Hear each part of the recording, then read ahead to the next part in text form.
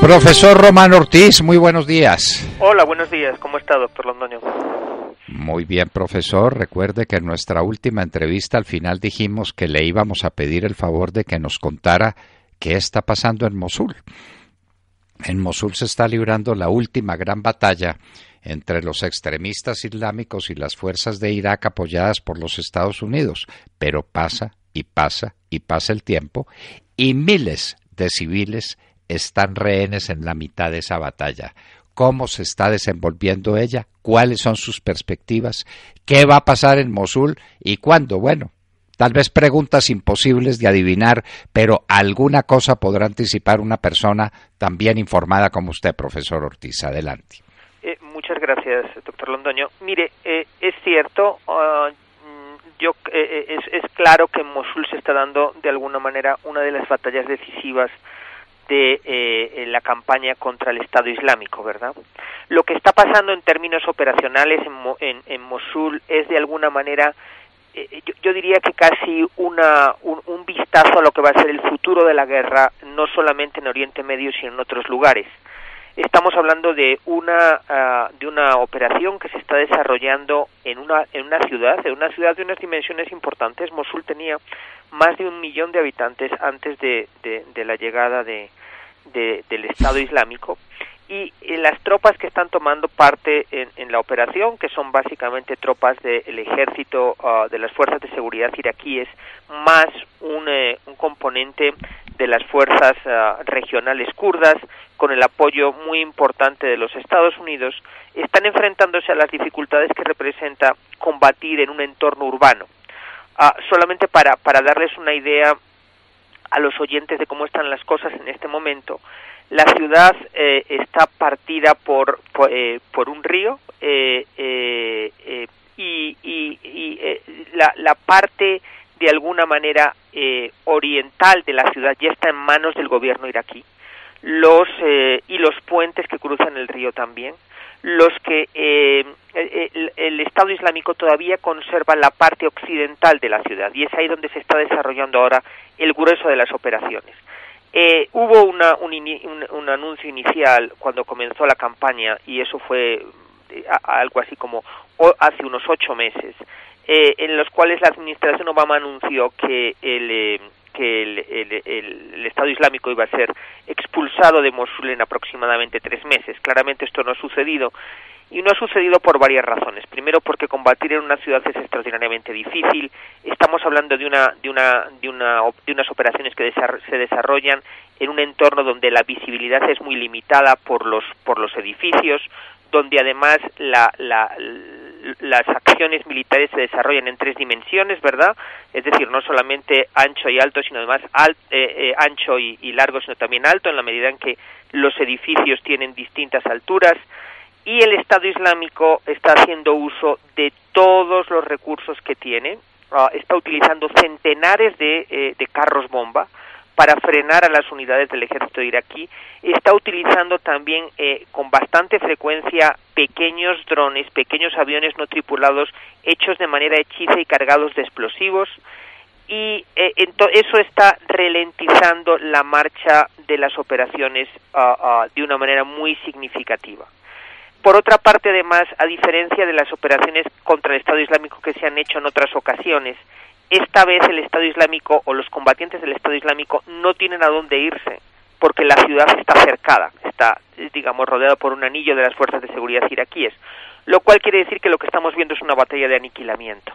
Yo creo que lo que va a pasar al final es que la ciudad va a caer en manos del gobierno iraquí, pero lo que también creo que es importante señalar es que esto lo que marca es un punto y seguido de la campaña contra el Estado Islámico, pero no acaba con el Estado Islámico. Cada vez es más claro que el Estado Islámico lo que va a hacer es transformarse en una estructura terrorista de carácter clandestino y seguir operando tanto en Irak como en Siria, ¿verdad?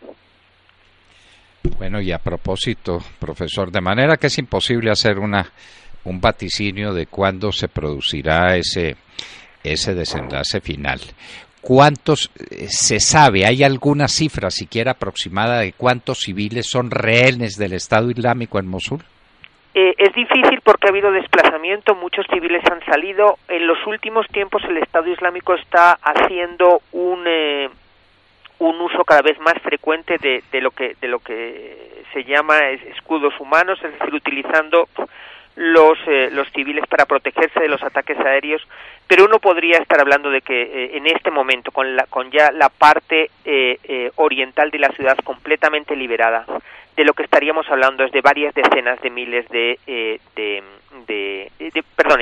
varios centenares de miles de civiles que todavía están atrapados en la parte en la parte occidental de la ciudad y que son susceptibles de ser utilizados como escudos humanos. Una de las cosas que está haciendo sistemáticamente el Estado Islámico es no dejar que los civiles salgan de la ciudad, porque saben que eso restringe mucho los ataques aéreos de los Estados Unidos, porque tratan de evitar que haya víctimas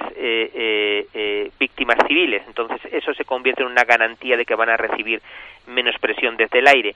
Dicho esto, es muy difícil decir cuánto tiempo se va a demorar esto. Yo creo que el desenlace es claro y uno podría estar hablando de todavía al menos 2 o 3 meses más, teniendo en cuenta el ritmo al que ha ido evolucionando las operaciones. Ahora, depende también mucho, no solamente de lo que haga el Estado Islámico, sino de cómo reaccionen las fuerzas de seguridad iraquíes. Tenga en cuenta que no estamos hablando de una fuerza militar cohesionada, sino de una serie de unidades que pertenecen a ministerios distintos dentro del gobierno de Irak, Ministerio del Interior, Ministerio de Defensa, y componentes de milicias chiíes que están apoyando la operación, y también las fuerzas kurdas, cuyo compromiso en el combate varía dependiendo de las circunstancias políticas, ¿verdad? Bueno, entonces esa es la circunstancia. El río que atraviesa Mosul es el río Tigris, ¿verdad? Correcto, así es. Bueno, y entonces usted mencionó al final de su exposición lo que pasa en Siria. ¿Qué está pasando en Siria? La última noticia grande que hubo fue el bombardeo con misiles Tomahawk de los Estados Unidos que destruyeron una base aérea de Siria. Pero se siguen cometiendo toda clase de atrocidades. ¿En qué va ese combate contra Bashar al-Assad? ¿Y quién combate al fin contra Bashar al-Assad? Tropas de oposición que, digamos, lo que quieren es el establecimiento de una cierta forma de democracia en Siria, o es también el Estado Islámico, yihadistas. ¿Qué es lo que hay ahí en este momento? Mire, en este momento uno podría decir que hay al menos cuatro fuerzas combatiendo, 4 lados en el conflicto sirio. Por un lado, las fuerzas del gobierno de Bashar al-Assad, básicamente compuestas por la minoría o basadas en la minoría alawita y otras minorías étnicas de Siria, que son los que de alguna manera han cometido una parte muy importante de las atrocidades de las que estamos hablando. Por otra parte, justo en el otro extremo, el Estado Islámico, los combatientes del Estado Islámico, que a pesar de que la ciudad más importante en la que todavía conservan presencia es Mosul, que está en Irak, tienen formalmente establecida la capital del supuesto califato que decretaron en 2014 en la ciudad de Raqqa. Y luego, además de eso, hay que añadir otros 2 bandos. Unos sectores de oposición moderada siria, es decir, que no son islamistas como el Estado Islámico, y que son más moderados políticamente, pero que están en una posición política muy complicada entre el radicalismo del Estado Islámico y el gobierno de Bashar al-Assad. Y luego una fuerza muy importante, que es el Frente al-Nusra, es decir, la rama siria de Al-Qaeda, que tiene una fuerza muy importante en Siria. A estos 4 componentes tendríamos que añadir además los kurdos, de las fuerzas de protección kurdas, que están sobre todo en el norte de Siria. Esos son de una manera muy general, los bandos que se están enfrentando. En este momento al Estado Islámico también se le está haciendo presión en Siria, y tratando de avanzar hacia la ciudad de Raqqa, digamos, de alguna manera ocuparle la capital. Este es un proceso que va más despacio que la campaña en Mosul, y que probablemente va a demorarse algún tiempo más, pero también es un proceso que está en marcha, de tal manera que el Estado Islámico en Siria perdería en Siria y en Irak perdería las ciudades que tiene todavía bajo control. El problema principal para la estrategia de los Estados Unidos es que está atrapado entre dos males, ¿verdad? Entre el radicalismo del Estado Islámico y de la rama de Al-Qaeda por un lado, y las atrocidades que cometen todos los días el gobierno de Bashar al-Assad. Y la oposición moderada está justo en medio. La única opción en el medio plazo es que los Estados Unidos vayan construyendo una opción más centrista, digamos, entre estos dos extremos. Pero eso demora mucho tiempo, muchos recursos y una enorme voluntad política, ¿verdad? Muy bien, esa es la situación, pues, en el Oriente. Y ahora vengamos mucho más cerca, porque usted ha estudiado muy detenidamente el problema de Venezuela. A uno le parece que Maduro está caído, en cuanto que no tiene respaldo popular y en cuanto que la sublevación popular contra él es descomunal. No tiene medios para trabajar, la plata se la robaron. Curiosamente, no se produce un default de la deuda externa. Dicen por ahí que es que los tenedores de los bonos son los mismos de la cúpula. No se sabe qué pasa, pero Venezuela carece de todo y el gobierno carece de recursos. Dicen que lo que tiene en reservas internacionales son $1.000 millones, es decir, que eso no vale nada. Pero, ¿qué hay? Estamos llegando a un punto en que los militares y los acompañantes cubanos, que son una parte esencial de esos mecanismos de seguridad y de represión, no van a tener más salida que matar y hacerse matar. ¿Hay alguna evolución posible de carácter o de alcance razonable para pensar que lo de Venezuela, la tragedia de Venezuela, tenga un fin próximo? Mire, déjeme que le diga un poquito, como yo creo que es muy evidente que en este momento estamos en un punto de inflexión. Es decir, de alguna manera esta especie de parálisis en las que ha tratado de meter Maduro y el régimen chavista a Venezuela durante este tiempo se ha roto. Lo que no está claro, y me parece que es ahí donde están los grandes interrogantes, es ese punto de inflexión, ¿a dónde nos va a llevar? Yo veo dos escenarios posibles, y la verdad es que le tengo que decir que los dos escenarios que veo no son ninguno bueno. Uno de ellos es que usted tiene toda la razón en que el estado de la situación en Venezuela y en particular del régimen de Maduro es desesperada. La crisis económica es atroz, la falta de la oposición popular es inmensa, pero lo cierto es que las palancas de poder, y aquí estoy hablando estrictamente de capacidad para la represión, todavía siguen en manos del régimen de Maduro. Son los que tienen todas las fuerzas de seguridad, son los que manejan en la base lo poco que queda de economía en pie, y en consecuencia uno podría pensar que podrían dilatar esta confrontación más tiempo y tratar de extender la presencia de Maduro en el poder. Ahora bien, la otra alternativa es que se produzca una fractura en el chavismo, que es de alguna manera la apuesta en la que está la oposición. Básicamente esa fractura sería que los sectores de ultraizquierda que están con Maduro se quedarían con él y el ejército se separaría del régimen y los empujaría fuera del poder. O si lo queremos dicho de otra manera más simple, sería un golpe de Estado dentro del chavismo. Ahora, el problema acá es que este supuesto golpe de Estado o esta ruptura dentro del chavismo no sería hay muchos riesgos de que conduzca a una guerra civil, porque el problema es que las fuerzas entre los dos lados, entre el ejército y ese ala radical que apoya a Maduro, no son muy parecidas, pero no están tan distantes. El ejército evidentemente tiene toda la capacidad militar, pero como usted sabe, la capacidad militar venezolana en este momento está rota por problemas logísticos, corrupción, politización, etcétera. Y en el otro lado, detrás de Maduro, están los colectivos que han sido entrenados y armados por el propio régimen, está la Guardia Nacional, que es la que está, y la policía, que es la que está llevando la punta de lanza en toda esta actividad represiva de estos días. En consecuencia, podría producirse un intento de golpe de Estado que al final lo que produzca es una fractura dentro del país, dentro de la institucionalidad, y termine en una guerra civil. Entonces, esa es de alguna manera la otra alternativa que, como usted ve, pues desde mi punto de vista también es muy complicada, ¿verdad? De alguna manera el punto es, en este momento en Venezuela no hay buenas opciones, ¿verdad? No hay buenas opciones. El milagro de que se unieran la Guardia y el Ejército y resolvieran de poner a Maduro y buscar con la oposición una salida democrática a un cierto plazo, algo parecido a lo que ocurrió aquí en Colombia en 1957, cuando cayó el régimen de Rojas Pinilla y tuvimos un gobierno de transición de una junta militar que convocó unas elecciones y eso dio paso al Frente Nacional de 16 años. Pero las circunstancias en Venezuela no son sencillas. Nos llegan noticias de que es muy posible que detengan a María Corina Machado y que detengan a Capriles y que detengan a los dirigentes de la oposición y que los acusen de las muertes que han ocurrido en los disturbios recientes.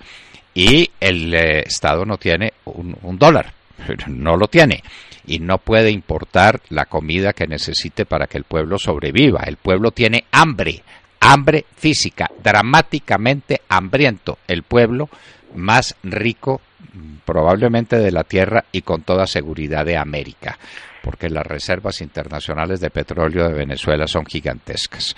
Entonces, panorama sombrío por todas partes lo de Venezuela y uno se pregunta qué desenlace puede tener esto. Maduro otra vez convoca un diálogo, pero cuando dice es que quiero un diálogo para mirarlos a la cara y decirles a ellos que son los culpables, que son los asesinos, que son los enemigos del pueblo, pues entonces ¿cómo le parece la invitación al diálogo? Mientras tanto, los acontecimientos son dramáticos, profesor. Es que la marcha del pasado domingo es una marcha que no se ha visto, yo creo que en ningún lugar de América. Hablan de más de 2 millones de personas en la calle. Y eso fruto de la desesperación porque la gente tiene hambre, porque en los hospitales no encuentran recursos médicos, porque los niños con problemas se mueren irremisiblemente. La situación de Venezuela es de un dramatismo extremo y los medios de comunicación están censurados todos. Esto no implica que algo que uno no sabe qué es, se va a desencadenar en muy corto tiempo, profesor. Sí, es decir, es claro, digamos, que va a haber una crisis en el corto tiempo. Pero fíjese que la crisis, en lugar de producir una salida, podría ser que lo que conduzca esta crisis es a una radicalización de las partes y más violencia. Y mire que yo creo que hay un punto aquí bien importante. Y es que el problema es que el régimen chavista, la cúpula chavista, está involucrada en unas actividades criminales de tal magnitud que ellos saben perfectamente que si abandonan el poder es con toda seguridad para ir a la cárcel.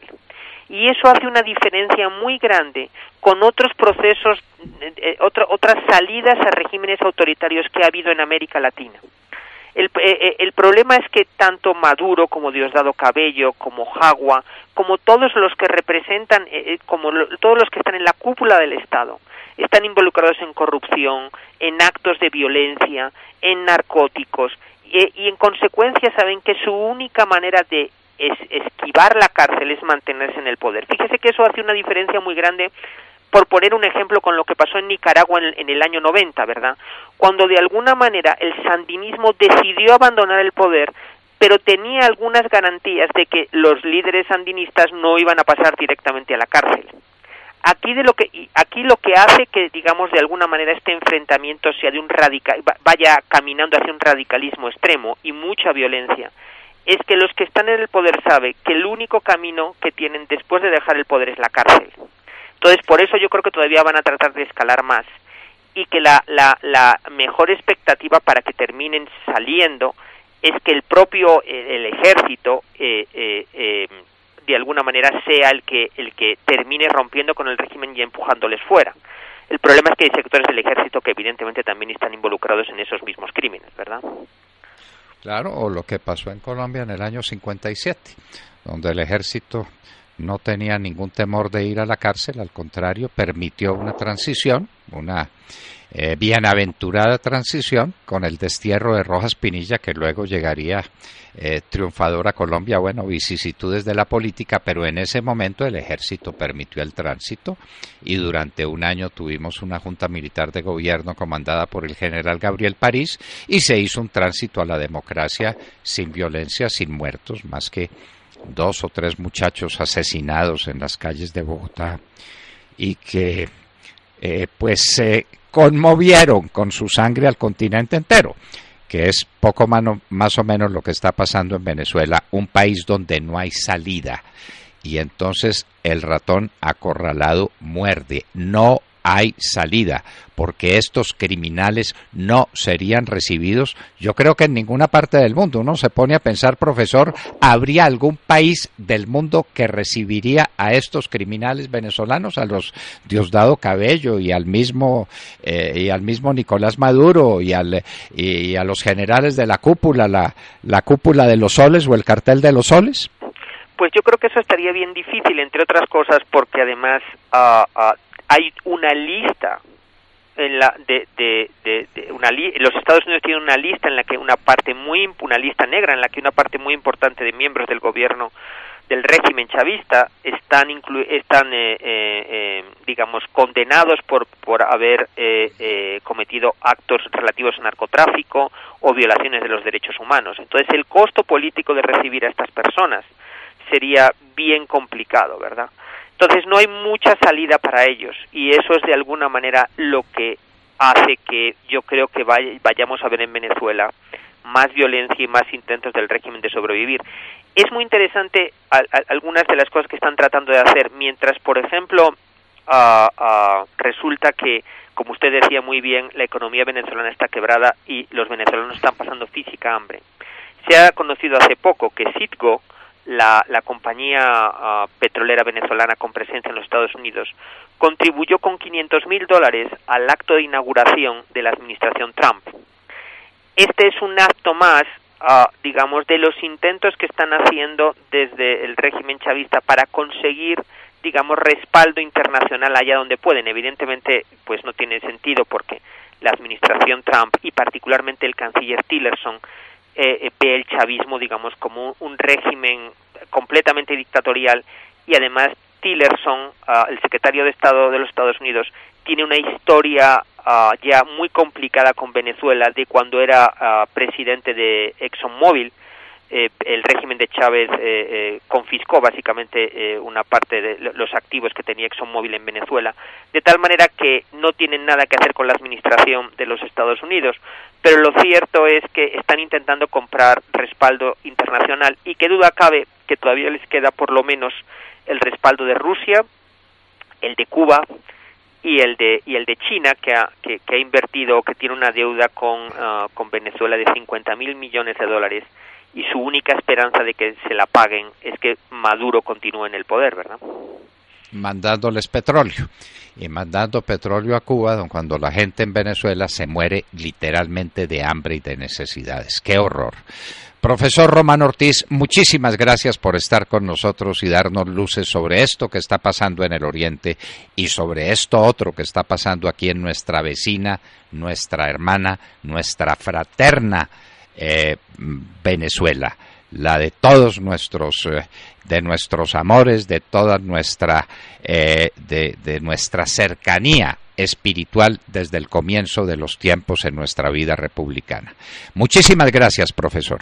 No, muchas gracias a ustedes por la invitación. Román Ortiz, consultor de seguridad y defensa, profesor de estudios estratégicos e internacionales, nos estaba dando esta maravillosa lección sobre lo que pasa allá en Mosul, en Siria y aquí en Venezuela.